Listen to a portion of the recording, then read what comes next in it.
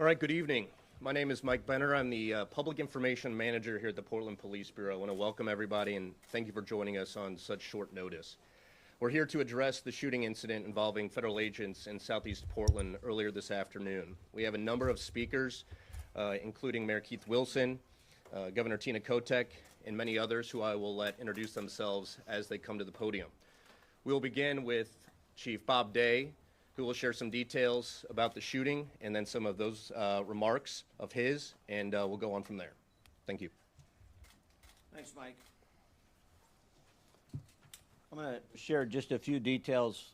As you're aware, this is still a very active investigation, so information is limited and won't be speaking to a lot of specifics. But what I can say is that approximately 2:18 this afternoon, Portland police officers responded to the 10,000 block of Southeast Main Street on the report of a shooting. So they came in via a 911 call. Officers confirmed that federal agents had been involved in a shooting. Portland police were not involved in that incident. About 6 minutes later, at 2:24 p.m., officers received information once again through dispatch that a man who had been shot was calling and requesting help in the area of Northeast 146th and East Burnside. Our officers responded. We found a male and a female with apparent gunshot wounds. Officers applied a tourniquet and summoned emergency medical personnel. The patients were transported to local hospital, and their conditions at this time are unknown. Officers had determined that the two people who were injured in the shooting involving the federal agents from the earlier call. PPB officers secured both scenes, and this is a federal investigation. It's being led by the FBI. We have been in touch with them. We are, in regular contact. This is their responsibility, but when we have these type of events happen in the city, Portland Police Bureau does offer level of assistance. This is not any way, shape, or form immigration related on our end. We do not know the facts of this case. We are simply providing that traditional investigative support and perimeter support, which is minimal, but I do want to make it clear that we are out there, but we are not involved in immigration. And we at this time do not know if this is an immigration-related event. We do not know which federal agencies were involved. As we know, there are many federal agencies serving in the city of Portland right now, so as I said, it's a complex situation with a lot of different information coming out, but Portland Police is on the scene, the detectives, et cetera. I want to say, that I'm saddened that we are here once again in a difficult, challenging, complex situation. But I'm also incredibly grateful for Portlanders. I'm grateful for the way that we have continued to show up over the past year, and we have certainly been tested. And this is no small circumstance. The uncertainty and the fear and the sadness within our community is real. And as the Chief Law Enforcement of the City of Portland, I recognize that, our members recognize that, and we are doing everything in our power to maintain that level of peace and calm and safety. And I want to thank Portlanders who have continued to show up in this space as well, and hopeful that they will do so over the next couple of days, as I'm expecting many to want to express their frustration and disappointment with events today. As I said, this is early on. We do not know the cause. But we are engaged, and hopefully we'll have more information as the evening unfolds. I'm going to turn it over now to Mayor Wilson. Thank you, Chief. And I just want to also just reiterate what he had talked about the city standing tall and really standing together. And I've been before you already too many times under these circumstances, but I'm grateful that every time I do make the call within such a short period of time that the Madam Governor will answer the call, and all of the individuals standing behind me and all of our elected officials and community leaders are standing with us as well. And we've always stood together, and we will continue to stand together. Just one day after the horrific violence in Minnesota, our community here in Portland was witness to a moment of fear, confusion, and heartbreak. Earlier this afternoon, 2 people were shot and injured by federal agents in the Hazelwood neighborhood. Violence in our community is devastating. These are not statistics. These are human beings. Portland is not a training ground for militarized agents. When the administration talks about using full force, we are seeing what it means on our streets. The consequences are not abstract. They are felt in hospital rooms and living rooms, in the quiet moments when families try to make sense of what happened, what is happening. We know what the federal government says happened here. There was a time when we could take them at their word. That time is long past. That is why we are calling on ICE to halt all operations in Portland until a full and independent investigation can take place. Our community deserves answers. Our community deserves accountability. And most of all, our community deserves peace. Earlier today, I spoke with Minneapolis Mayor Jacob Frey. We shared not just our concerns, but our grief for the families who are suffering and grief for the recklessness of our federal government. The administration is trying to divide us, to pit communities against one another, to make us fear one another. Portland. This is a moment to hold each other close, to stand together, to remember that our strength has always come from community, compassion, and solidarity. Yesterday, Governor Walz made an appeal to all of us. Today, I want to say clearly that we stand with Minneapolis, we stand with Minnesota, we stand with Chicago, we stand with LA. We stand with every community that is hurting in our nation, every family that is afraid, every person who feels unseen or unheard. ICE agents and their Homeland Security leadership must fully be investigated and held responsible for the violence inflicted on the American people in Minnesota, in Portland, and in all the communities across America. The Federal Protective Service claims values such as service, integrity, honor, and vigilance. This is the moment to live those values, not behind masks, not through intimidation, but through transparency, accountability, and most of all, humanity. So thank you. I'd like to turn it over to the governor.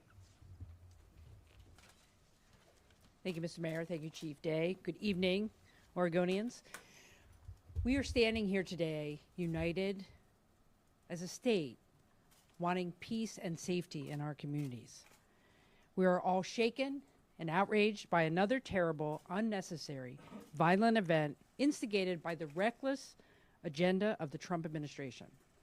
This time in our own state, in our largest city, coming just one day after the tragedy in Minnesota.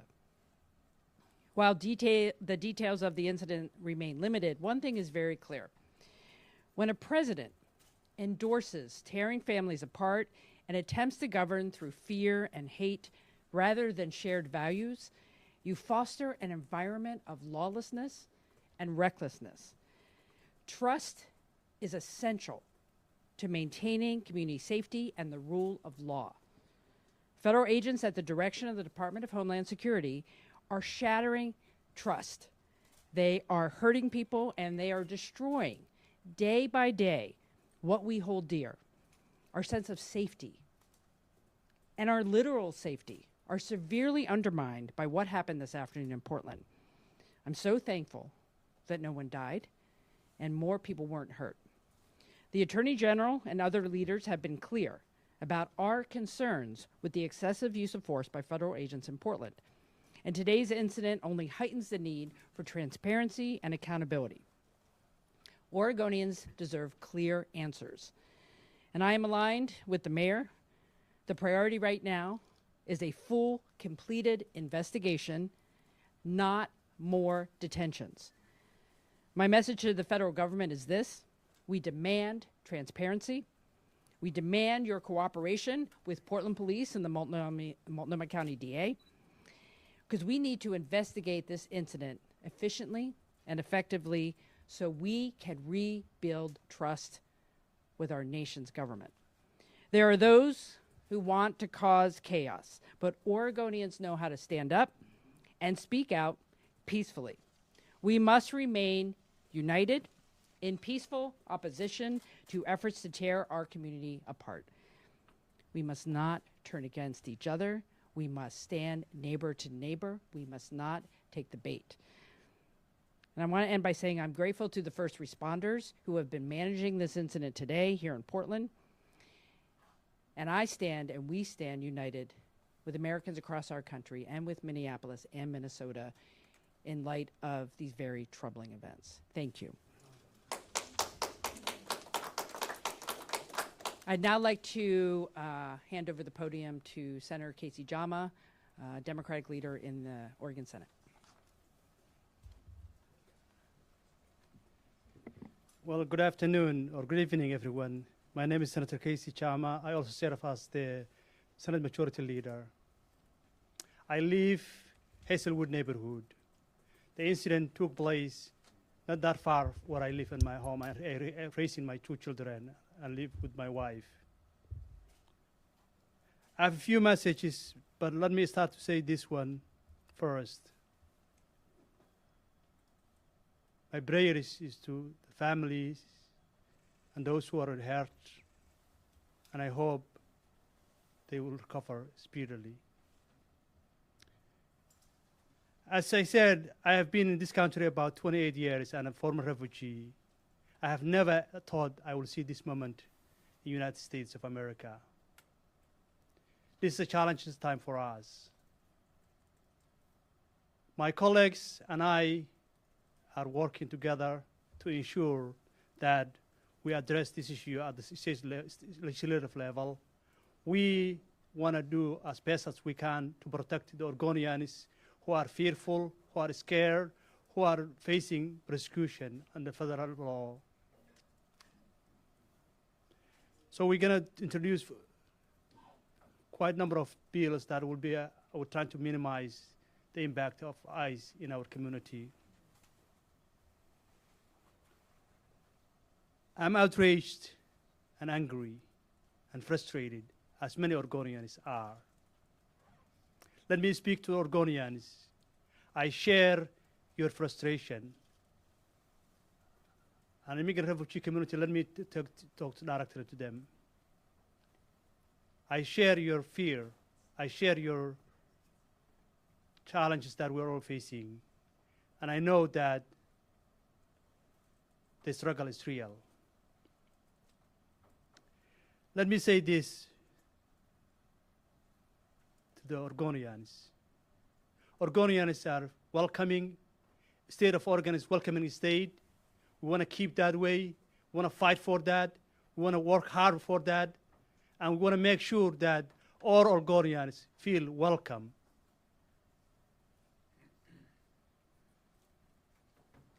Let me say to this to the federal agencies and the ICE.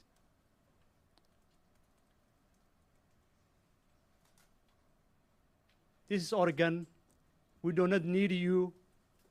You're not welcome. And you need to get the hell out of our community.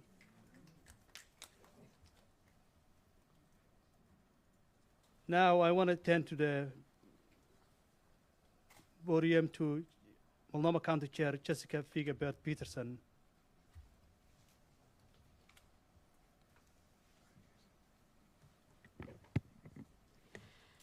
Good evening, everyone. If we were living in anything close to normal times, we would not be here right now. We should not be here right now. We should not be here right now because federal agents should not be in Portland neighborhoods shooting people.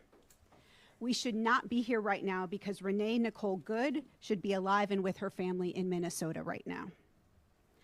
I want everyone to know that Multnomah County stands united in support of our immigrant and refugee neighbors and everyone opposing this injustice. I am proud to be joined tonight by Commissioner Moyer, Commissioner Edwards, and Commissioner Jones-Dixon. Enough is enough. The terror and violence ICE is causing in our neighborhoods must end now. At this moment, we don't know what precipitated the incident, the circumstances that led to the shooting, or the identities of people involved. The FBI will be leading the investigation, and they need to allow local law enforcement to participate, and they need to be transparent and accountable to local governments. We know that this news is incredibly alarming and upsetting. We know what happens today speaks to a fear that we have had since last fall when federal law enforcement and immigration agents first increased their presence in our community.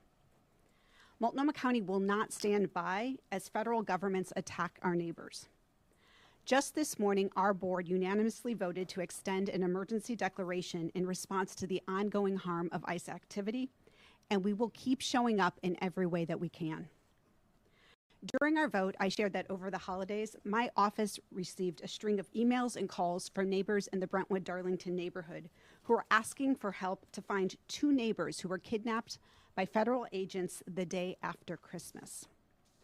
Both of these people are the primary breadwinners for their families, and their children attend the local elementary school. As a parent, my heart breaks for their families and the whole community that has been impacted by these cruel actions. Add to this the horrific murder of Renee Nicole Good in Minnesota, the dozens of lives that have been lost in ICE detention this year, and now a shooting here in Portland. And we can only conclude that this federal activity is a threat to our entire community and is a threat that is growing every day. In light of this, our community is calling on us to act, to deploy resources to support the families impacted by federal activity, and to do all that's in our power to ensure the safety of neighbors going forward. That's what the state of Oregon, Portland, and Multnomah County leaders have done and will continue to do as we respond to this crisis. That's what the people of Portland have done, representing the best of Portland to the whole nation as we continue to stand up for injustice. Thank you to all of you who have come out to protest the cruel and authoritarian actions of this administration while representing Portland's values. Keep showing up the way you have been. Keep raising your voices. Keep showing everyone who we are. Our neighbors and the literal crosshairs of this administration need your support now more than ever. Our solidarity is our strength. These are dark times. There's no getting around that. But I know that together we will persevere. Thank you. And now I would like to turn it over to Portland City Councilor Loretta Smith. Good evening. My name is Loretta Smith, and I'm a counselor from District 1. I stand here with my other counselors, Counselor Candace Avalos and Jamie Dunphy. This situation just got real. This is not a PlayStation moment where you can shoot folks and they come back alive again. I live in that district. The struggle was already real for immigrants and refugees who live in our community, in our neighborhoods. And now I have to go home and tell my son and my 3 grandkids that they cannot stop for law enforcement because they're going to be afraid by looking at law enforcement that they might have the same thing happen to them that happened today. That is so unconscionable. That just a day later, what happened in Minneapolis, happening right here in Portland. This is very personal for me. And people who look like me, they shouldn't be afraid to walk around in their neighborhoods, walking to school in the morning with their kids. They should feel comfortable in their neighborhoods. And now we're disarmed now. We don't know who to trust. But I want to say here, I support the mayor, I support the governor in their efforts to do the things that we need to do to get ICE out of our state, in our city, in our neighborhoods. The harassment, the violence, the unconscionable walking around and infiltrating our communities as if we're some sort of third world country. It's not cool. And it's not something that we should support. I feel good, I feel strong standing next to my elected leaders and my community leaders behind me. We have to do whatever we need to do to make sure that ICE is no more. Thank you.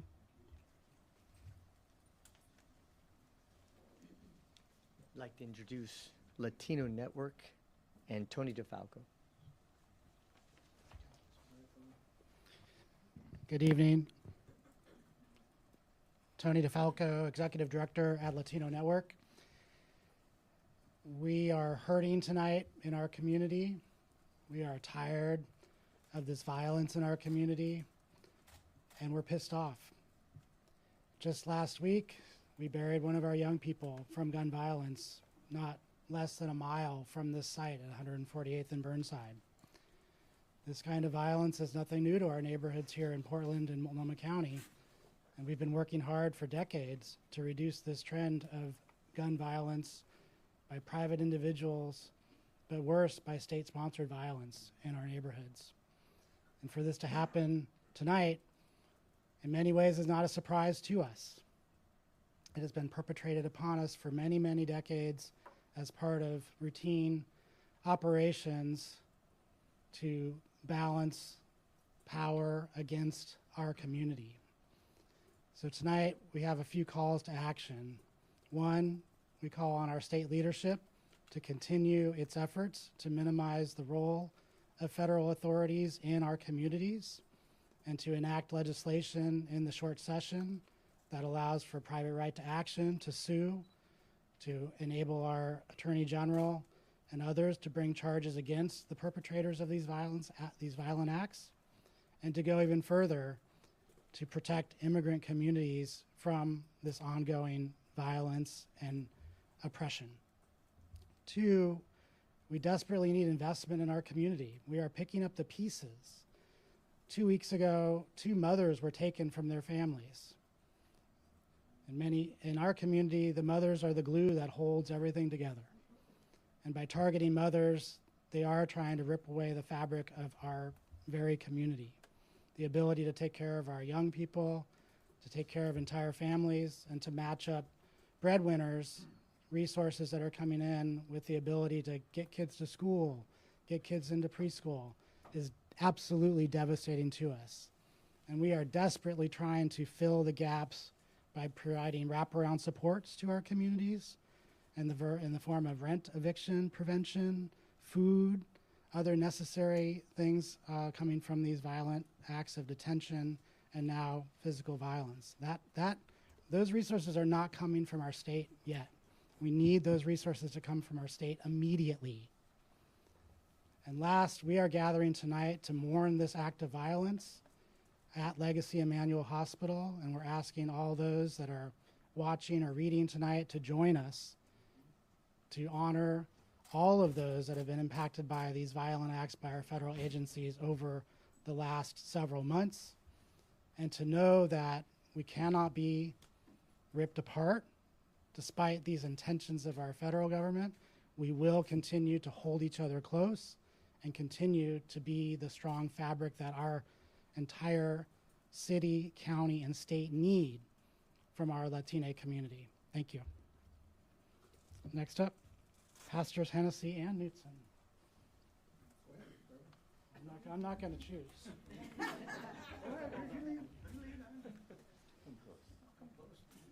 Good evening, everybody. My name is Reverend Dr. J.W. Matt Hennessy, the pastor of the historic Vancouver Avenue First Baptist Church here in Portland, and also the leader of the Interfaith Peace and Action Collaborative. My friends, I echo the very comments that have already been made, and I want to be clear about that. The comments of recognizing that the reason why federal agents are here is because of a false narrative in the first place.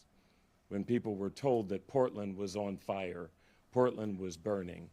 Portland is a great city, and it's a city I've been a member of for the last 37 years, and I'm not going to let anybody try to make it any worse. One thing's for sure, we have our issues, just like every city does, but we are determined to work together to make sure that we resolve the problems or issues or challenges we have, and we do not need help from the federal agencies to do in more. If they want to do anything, they should go back and restore the grant money that was there that we used to build bridges with police and community. They ought to be thinking about how we restore money to bridges like the Burnside Bridge and things of that nature. That's what we need. But until then, we're not going to let anybody take our joy. We're not going to let anybody cause us to be afraid. And I want the immigrant community, and specifically, as Tony just spoke about the Latinx community, we are with you. As faith leaders, as members of the black community, I want you to know you are our brothers and sisters, and nobody is going to stop us, and nobody is going to break the chain of our belief in working together. So we will work together. Those who came before us and the allies who worked with them, they had worse situations going on, but nothing stopped them. And I end on the fact that I still recall that one of my favorite verses of We Shall Overcome is the verse that says, we are not afraid. We are not afraid, and we will not be made to fear. We are going to rise above it, reach out to one another, and do everything that we can to work together, pray together, protest together, peacefully together, and remember, let's not take the bait. We can do this peacefully, and peace and love always win.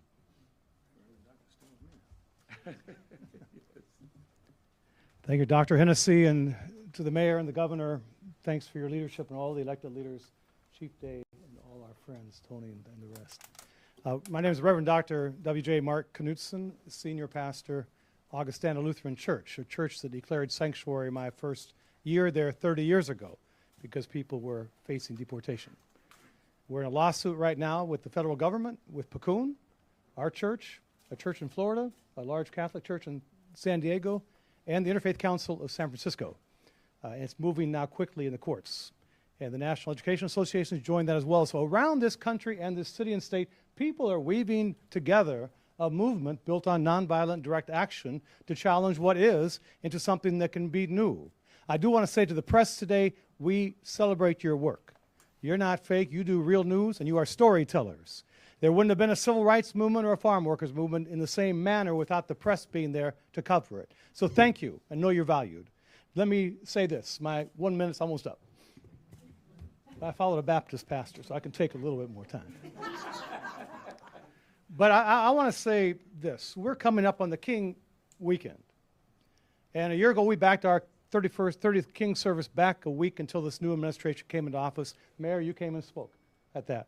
And we packed the church. People were ready a year ago, January, to stand up and stand in solidarity. Our prayers are number one with our immigrant siblings, the couple that's in trouble today. We have members from 23 countries. I don't know if that's not one of our members from Venezuela and his wife.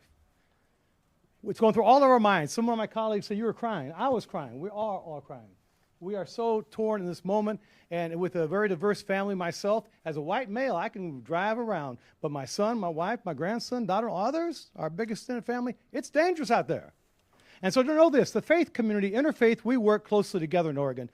Our Native American spiritual leaders on whose land we stand. Jewish leaders, Muslim leaders, Hindu leaders, Sikh leaders, Christian leaders, other people of faith, and people of just goodwill to say enough is enough. This cannot continue. It is inhuman. With King's celebration coming up in just a week, his last couple sermons at Ebenezer and then at the National Cathedral and then at Riverside Church in New York, he said the biggest purveyor of violence in the world in 1968, the week before he was murdered, is our own government. Those words 60 years later train truly, because we have sisters and brothers who are us, our brown and black siblings, our LGBTQ members are afraid tonight, and we should all be standing in fear and holding together one another and saying to this man in the White House, and I know you're watching, I'll call you out, study your scripture. Don't be doing theological malpractice. Study your scriptures. What does the Lord require of you but to do justice, love kindness, walk humbly with the Creator and with one another. And in that spirit, Oregon, you've shown we can do this nonviolently. Read the 6 principles of nonviolent direct action. Keep doing what you are doing in a peaceful way. We shall overcome. God bless all of you. God bless our elected leaders, our civic leaders. All of us together, we can do this. Thank you.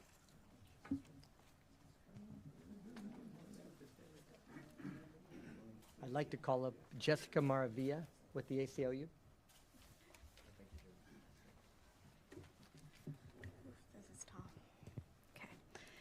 Good evening. My name is Jessica Maravilla, and I'm the Policy Director for the ACLU of Oregon. We're an organization dedicated to protecting civil liberties and civil rights, and a core part of our work is defending immigrant and refugee rights. As you heard today, less than 24 hours after Renee Nicole Good was shot and killed by ICE in Minneapolis, 2 people in our communities were shot by ICE here in Portland. Our hearts are with those who were injured, their families, and with everyone carrying fear tonight, because this is not an isolated incident.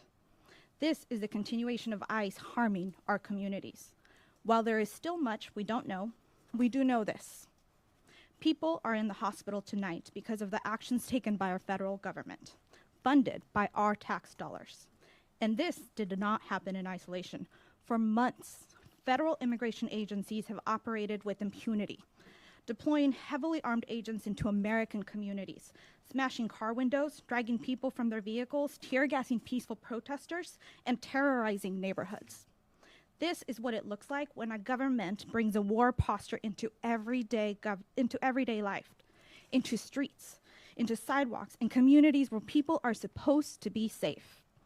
Si sienten rabia, no están exagerando. Esta no es seguridad. No es seguridad pública. Es intimidación como política. Everyone deserves dignity.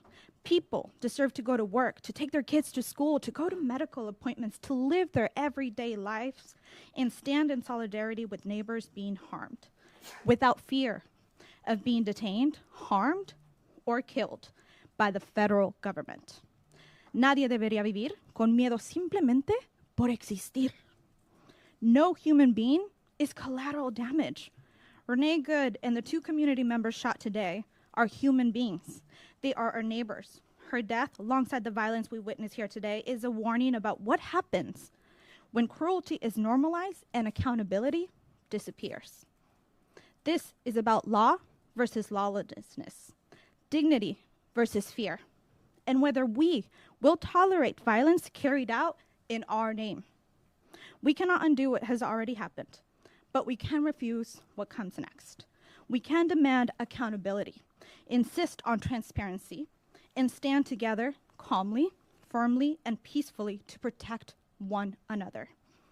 La verdadera seguridad nace de la comunidad, del respeto y de los derechos humanos. Y eso es lo que seguiremos defendiendo juntos. We are working with our state elected leaders to advance legislation next month, and we want to demand more transparency, meaningful accountability, because public safety must never come at the expense of human rights. As our community is now saying, enough is enough. Not a slogan, as a practice. Thank you.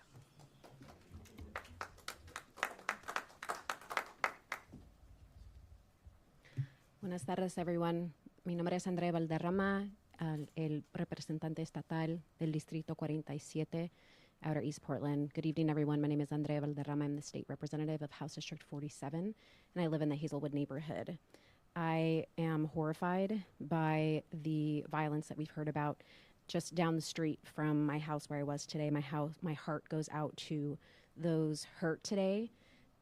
I've been proud to be the first proven American to serve in the Oregon legislature. My family came to this country fleeing really the same type of violent tactics that we're seeing in my neighborhood and in this city and across this country today. And so it was so difficult to have yet another conversation with my daughter today about the violence that we're seeing in our neighborhood, and to hear from her the support that her school is providing for children who are terrified of walking home, who are terrified of participating in their extracurricular activities, who are unable to just pay attention in their classrooms. I absolutely stand against separating families, against destabilizing our kiddos and our families in this moment. Our communities deserve to stay together. Everyone's families and mothers and children deserve to stay together. This legislative session, I'll be bringing forward legislation to continue to strengthen and protect child stabilization, post-detention, and deportation. And I'll share updates as soon as possible on the situation in my neighborhood. I think the last thing that I just wanted to share is, as we are horrified and as I continue to mourn and do what I can as a mother to remain calm and provide peaceful support to her, I continue to feel hope with all of the incredible leaders that we have in this state, from our governor all the way down to our school district, to our neighborhood. I know that in Oregon, we are resisting peacefully. We are resisting in the way that we can. And I want to thank everyone here today and the leaders, whether you are a fellow mom in the neighborhood or our state governor. I'm so appreciative of all of the support, and know that we continue to resist always and stand with you. Thank you. Thank you, Representative Valderrama, and to all of our speakers. We have some time for some Q&A right now. I just want to remind everyone, this event happened just a few hours ago. The investigation is just getting off the ground, and nobody in this room is directly involved with that investigation. So please keep that in mind. It would be irresponsible for anyone up here to speculate on what exactly happened. All that said, we thought it was important to address this incident. With that, we'll take Q&A. Please state your name and who you're with and who the question's for. We'll start with Anna Griffin. Anna Griffin from the New York Times. Governor, Mayor, and Chief, what are you actually hearing from the feds right now? Are they communicating with you? It seems like we have very little detail over it. Yeah, shortly after this event occurred, I did have a phone call with the Assistant Special Agent in charge here in Portland of the FBI, and we've been in regular communication with them. We, of course, were on scene, as I mentioned, out on 148th and Burnside, and as well as Portland Adventist, where federal officers were. So we quickly had, sergeants on scene to collaborate with their supervisors. So we are in communication as of just before this briefing, knowing that, we're in communication with one another. But it is their primary responsibility, primarily the lead. And so, as Mike already commented, it's, really would be speculation much beyond the fact that we are talking to one another in terms of, responsibilities, who's doing what, et cetera. Are you hearing from DHS, Governor? No, I've not spoken with the federal government at all. Chief Day, Adrian Thomas with KPTV. DHS put out a statement this afternoon on this incident saying that one of the individuals was connected to a previous shooting in Portland. Is that true? Do you have any information on that? And what are the conditions of these two individuals right now? Yeah, I'm familiar with the statement that was put out. I can't comment on whether or not that's the case. We don't know who these individuals are. We have not, they haven't been identified or shared their identification with us. And I don't know the condition of them at this time, just knowing that they were taken to local hospitals. John Adams with KGW. We saw in the incident in Minnesota that there was surveillance video readily available after the incident. Are you aware of any surveillance video that may have captured this incident? I'm not aware of any at this time, no. Have not seen any. Hi there, Chief. Shane Dixon Kavanaugh, reporting with the Oregonian. Do you know whether or not Train Day or Aragua is active in Portland? I don't have any information that would link that at this time. No. Yeah, Alex Murphy, do you know the nationality of No, I've heard a lot of different comments. I don't want to comment on that. I can't be specific. I've heard different references, and I might be confusing some of that information. So, no, I don't have that specifically. KXL and the Oregon Media News Network, Heather Roberts. Is this a normal course of action? Is this standard procedure to have the FBI lead a shooting investigation and law enforcement involved shooting investigation inside the city limits? Yeah, on the federal side it is, yes. And I've been clear since we started down this road, in January of last year, that we've continued to keep open lines of communication with our federal partners, for, unfortunately, even moments like this. But on a local level, we value the ability to be able to pick up the phone, to call one another, to try and figure it out, understanding there's limitations, as we have tried to work through over the last year. And so we are present in a role that's supportive of trying to make sure that this is done equitably and accurately, safely, but they are the primary lead on it. Joel Jones with KOIN 6 News. My question is, federal statements suggest that this vehicle was allegedly weaponized against agents. Do your officers have any evidence to suggest that claim is true or to justify the use of deadly force? Okay, the question was whether or not there's been any evidence to support a statement that was made that the vehicle was weaponized in this event, correct? Is that the question? Yes. And we don't have any information on that, as I mentioned.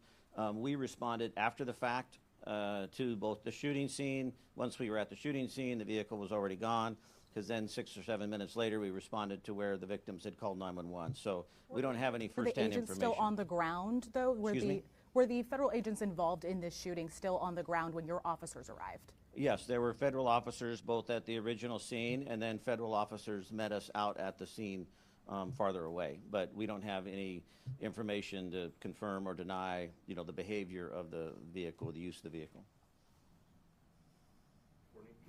Yes, Courtney Baum with the Portland Mercury.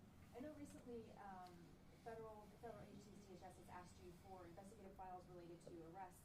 Are you in a position to be able to ask for the same thing of these federal officers? Is the FBI going to keep you apprised? Are you in a position to be asked for records related to the investigation the same way they've asked the Portland Police Bureau?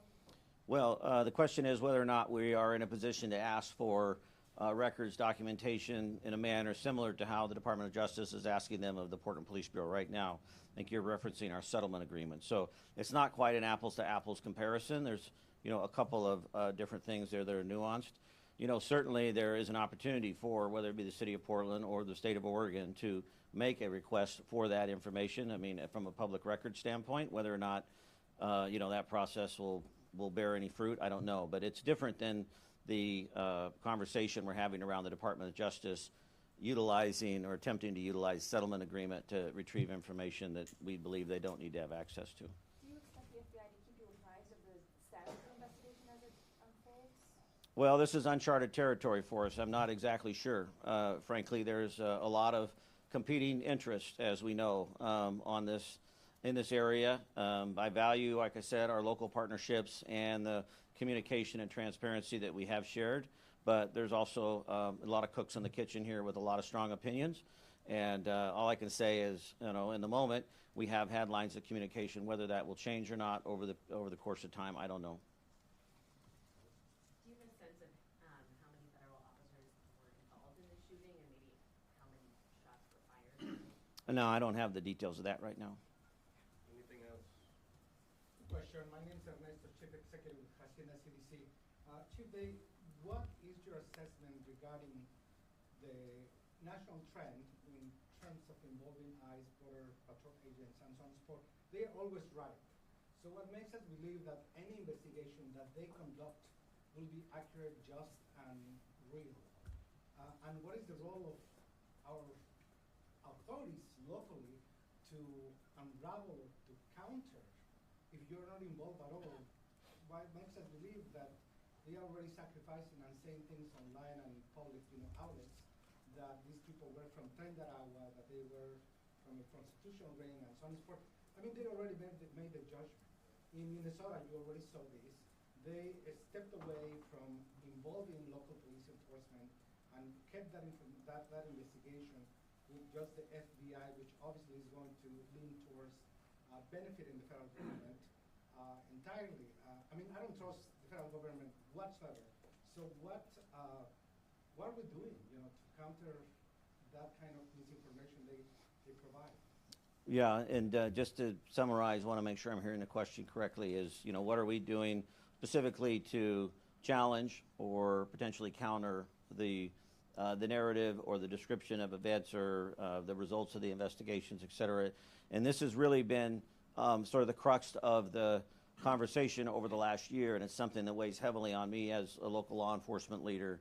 What is the position not only of myself, but also the Portland Police Bureau in general? We are actively working with as many folks as we can, whether it be our city attorney, the Attorney General's office, the governor's office, et cetera, the mayor. We are constantly evaluating what is our role.